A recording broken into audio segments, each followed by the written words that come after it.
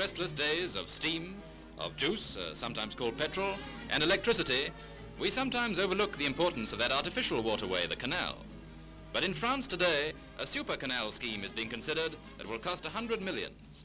It has for its object the linking of the Atlantic and the Mediterranean, a direct and safe passage between the two seas that will do away with the journey around Spain.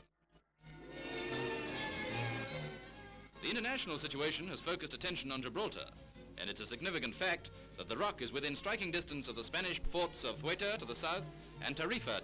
It might therefore be of strategic advantage to find some other means of access to the Mediterranean, and this is where the proposed canal comes in. It will run from Bordeaux to Narbonne by way of Agen and Toulouse, a distance of about 310 miles, a much shorter and safer waterway between Europe and the East.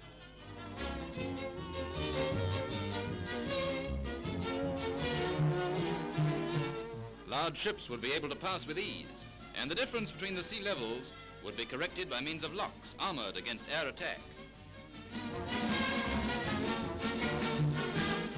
And it would be deep enough not only for ocean-going merchantmen, but for the fighting fleets of Britain and France.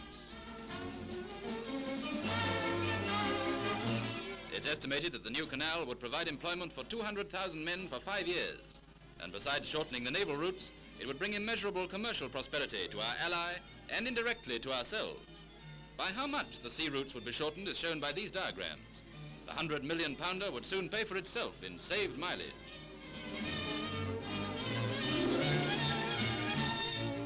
The proposed Two Seas Canal would rank in engineering and commercial importance with such masterpieces as Suez, 100 miles long and costing £12 million to build, and the great Boulder Dam, one of the world's most stupendous achievements.